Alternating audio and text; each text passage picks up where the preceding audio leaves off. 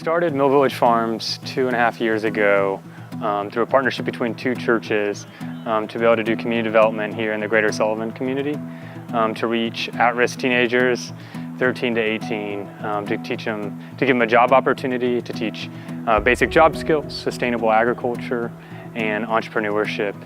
And it really began with an exposure to sustainable farming and community outreach through the Shy Center for Sustainability at Furman University. So food deserts, typically individuals will think of them as lacking access to foods, which is a good start to a definition of food deserts. I like to take it to kind of the next level, which is obvious by the research that I've been doing, where we're looking at availability, pricing, and quality. So even though a location might be available for individuals to access food, what foods are available at those locations? There's been a lot of work documenting the existence of food deserts in Greenville County.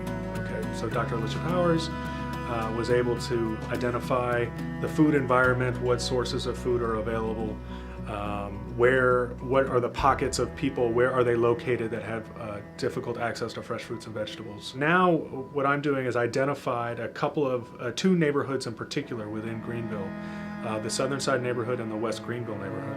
And I'm focusing on the residents who live within those neighborhoods.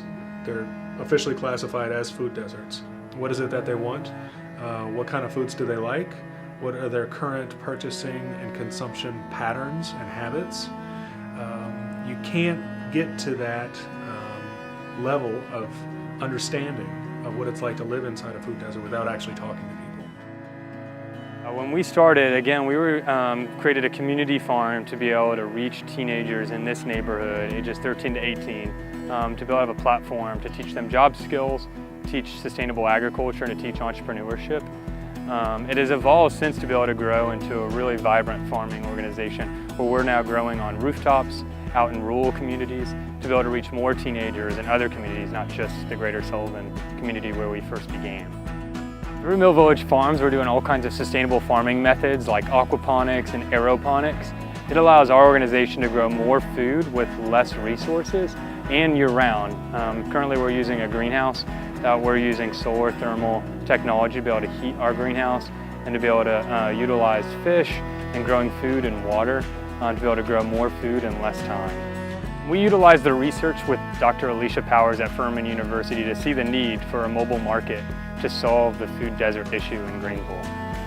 We worked with Loaves and Fishes, a food rescue agency here in town, to launch the mobile market to be able to reach other food desert communities through churches, businesses, and community centers. Through Mill Village Farms, we're hoping to educate and inspire and empower both youth and adults to make healthier decisions with the food that they buy and the food that they prepare, so that we have a healthier community in the long run.